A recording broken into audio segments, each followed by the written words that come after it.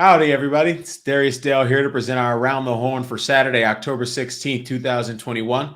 As always, we got a ton of data to get through, so let's just hop right on into it, starting with slide 3, our key takeaways.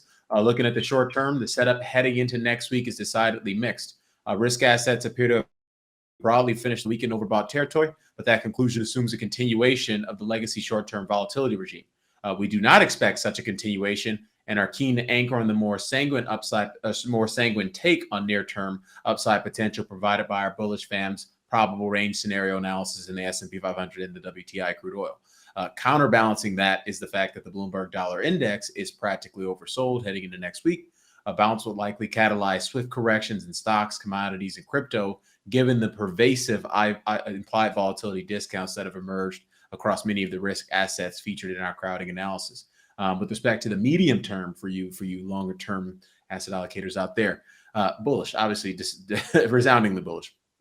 So, save for a few days in mid to late September, we've always thought Q4 would reward data-driven investors with positive price momentum for risk assets to the tune of broadening upside participation in the equity markets. I think that's exactly what we're seeing. That's precisely what we're getting, and we expect that to generally continue over the next few months.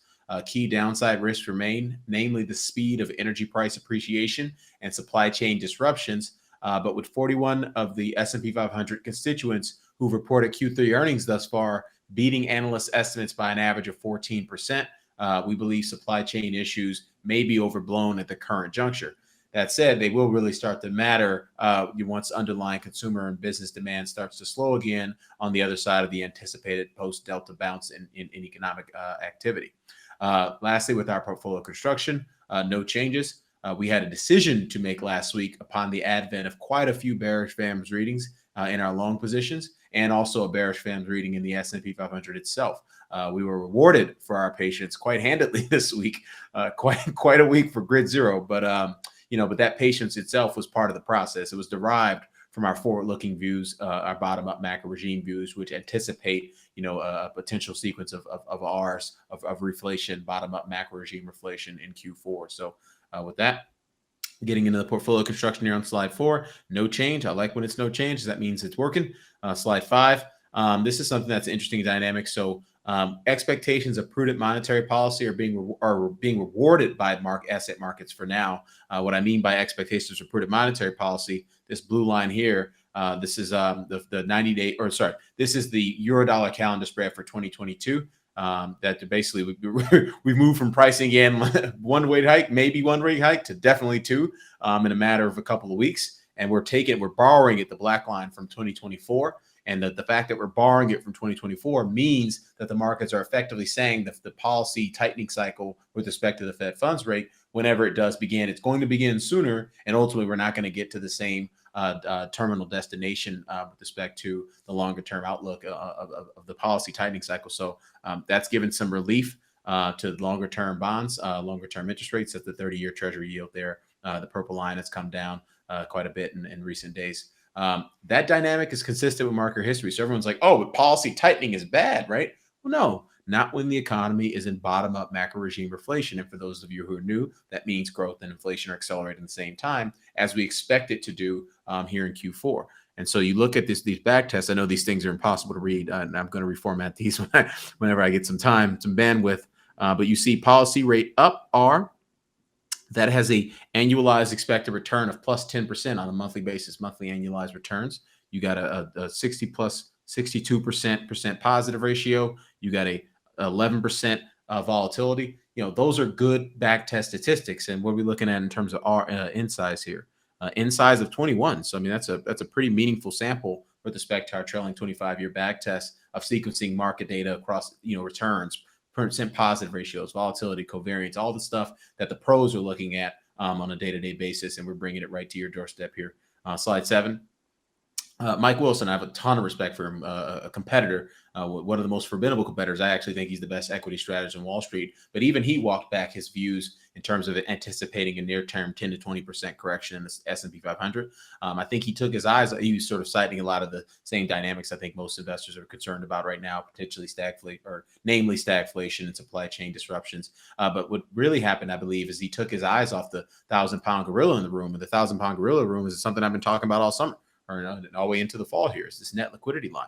Until this blue line starts to do this, we're good. The red line is probably going to do this. Maybe it'll go up at a slower pace, but the red line is going to keep going up until the blue line backs off. In terms of my updated, revised thoughts on this, I do believe it's going to take some time for, even when Janet Yellen, the Treasury Department, returns to public asset markets, the borrowing money, the bully, if you will, comes back to the schoolyard. There's a ton of money in overnight repos, about 1.3 trillion, 1.4 trillion. That especially with these short end rates backing up to where they are, that money's going to gobble up any incremental debt supplies, particularly on the short end of the curve. And so we do believe this sort of process whereby, the tapering process is going to slow the blue line anyway. And then eventually you're going to get the bully coming in and say, nope, the blue line's going down again. And ultimately, I think that process is probably a Q1 at the latest Q to early Q2, sometime in that time frame. And so obviously asset markets are going to be forward looking with respect to that. But I don't believe that here in mid-October, we need to necessarily start pricing in that view. We should see all-time highs in the SPY. It wouldn't shock me if the SPY is up at 5% from here, but now in year end. I mean, that's a pretty courageous call, but I certainly think the setup is there. Is certainly there for that. Slide 8, global macro risk matrix. So nice little disresolution of the short-term transitory bearish VAM signal in the Nasdaq. I expect other equity markets to follow suit again. We thought the bearish VAM signals that emerged in the SPY this week, that emerged in European and Japanese equities, and we did believe those were going to be sort of head fakes or transitory, if you will. Nothing is a head fake; everything is realized. But we certainly believe they're going to be transitory, and obviously upside potential from there. On slide 9, did a little rebrand this week. As we get more and more of you joining us every week, and we really appreciate everybody for tuning in, for subscribing. This is a labor of love. I lie awake at night devising ways to help you make and save money. That's literally it. I have very few hobbies at this point. And most of them, my lone hobby right now is watching the Seahawks, watching the dumpster fire that has become the Seattle Seahawks. But I don't need you guys to join me in my misery there. But in terms of the rebrand, just sort of making it very easy for you guys to digest the data.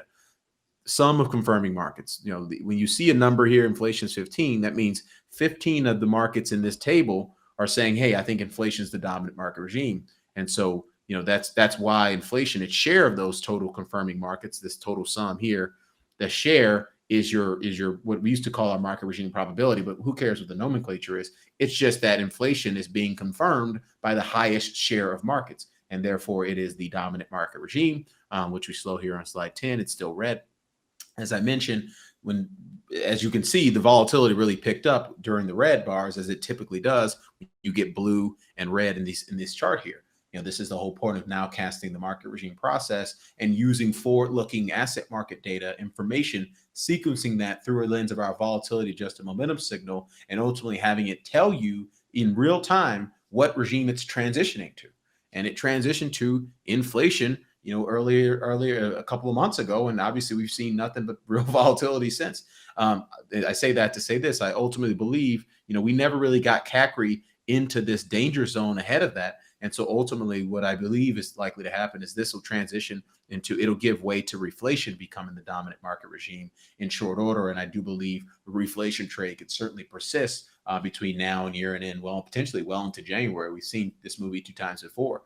Where you had a massive reflation trade on the other side of vol compressing and skew breaking down in Q4. That was Q4 17 leading into the January 18 highs, and then that was Q4 of 19 leading in the February of 2020 highs. And I do believe we're inching closer to that same outcome.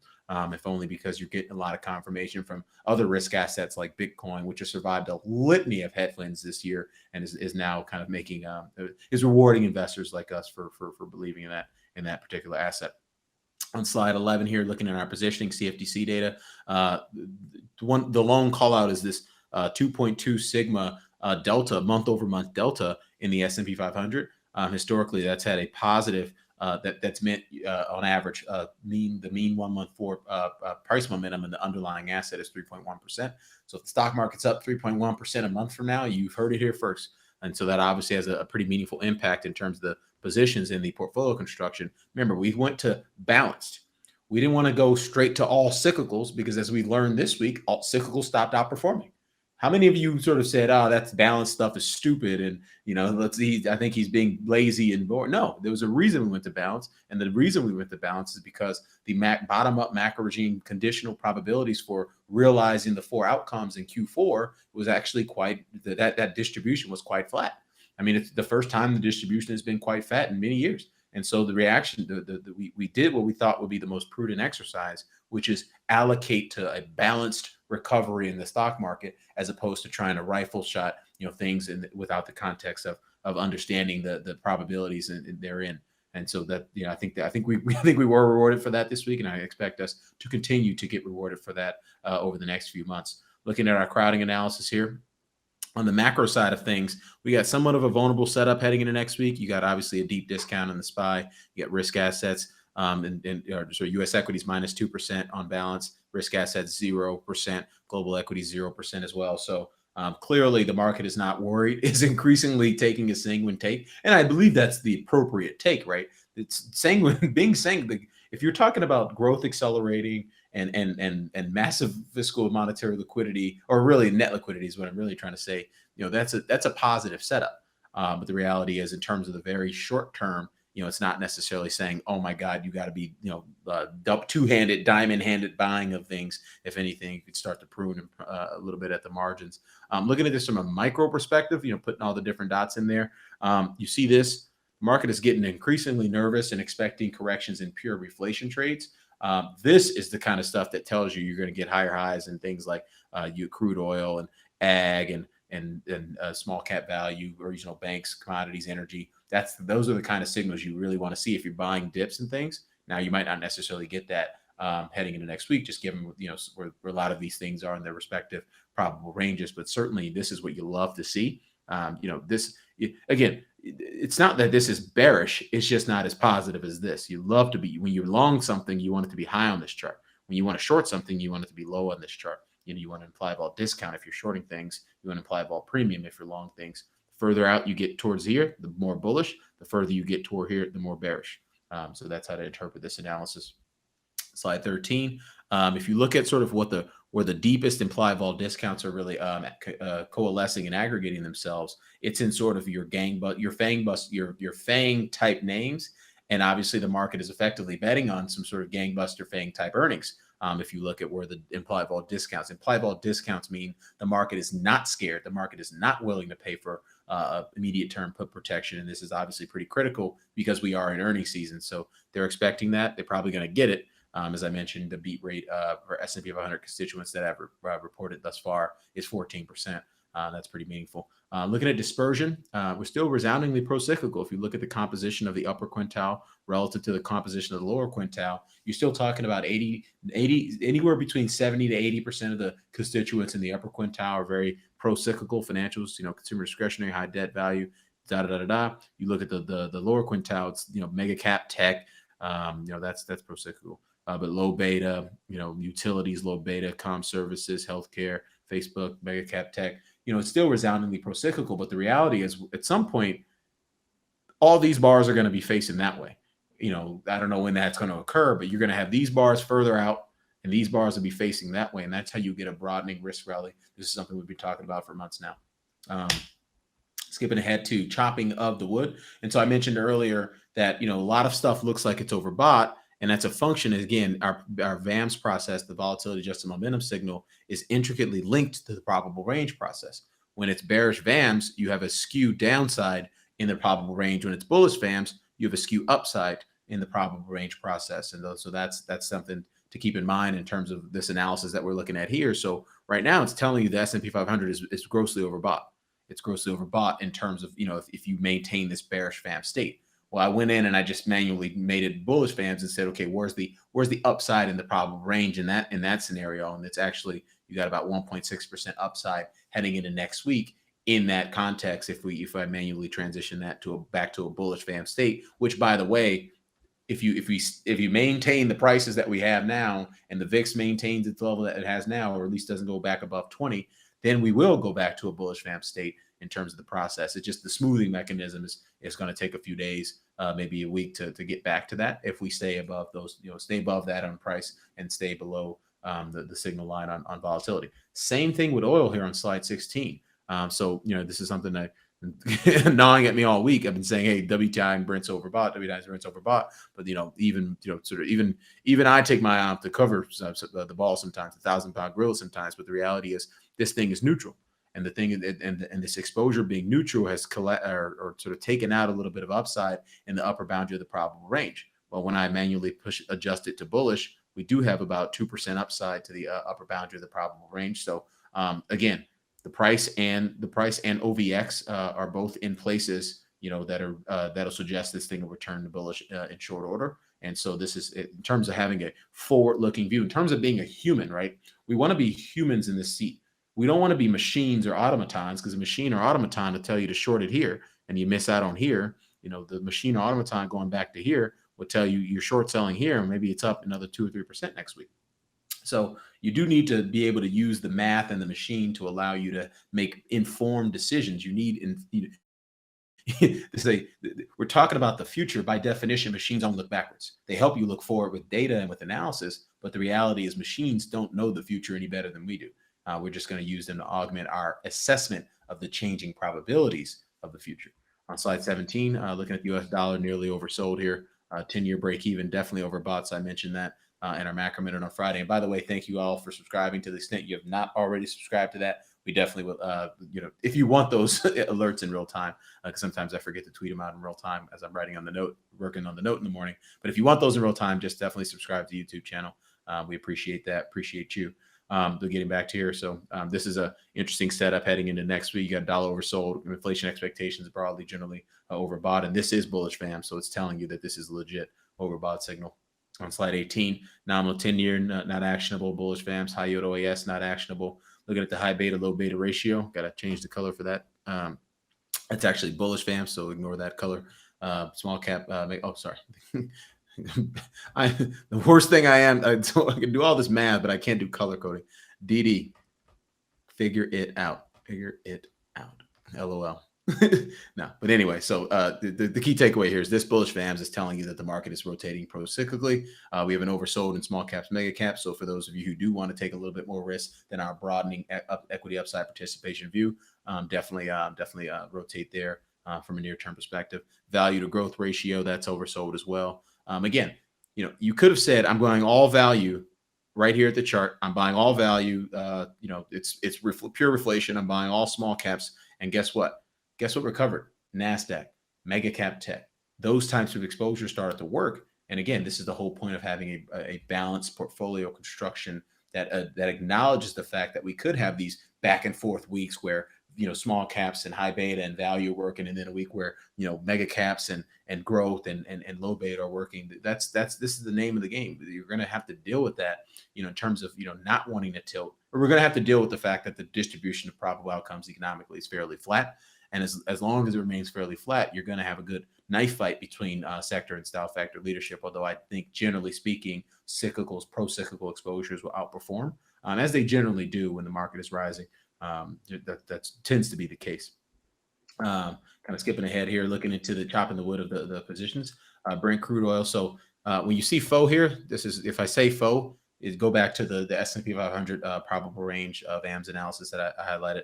I do believe that is, things like Brent crude oil, OVX will be, kind of sending the same signals there. And obviously for the U.S. equity ETF exposures, VIX is going to be sending the same signal there that, maybe these neutral VAMS readings or the bearish VAMS readings that you see here are actually, going to be skinny.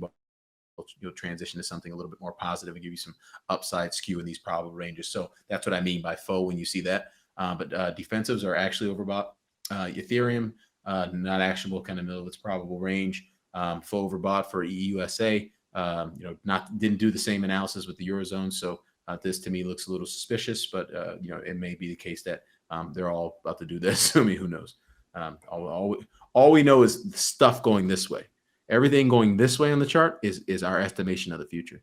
Some people are good at it. Some people are bad at it. I think I'm pretty good at it, but if to the extent we're I know I'm good at calculating probabilities and watching them change in real time. So take that for what it's worth. On slide 24, Bitcoin nearly overbought. What a week, huh?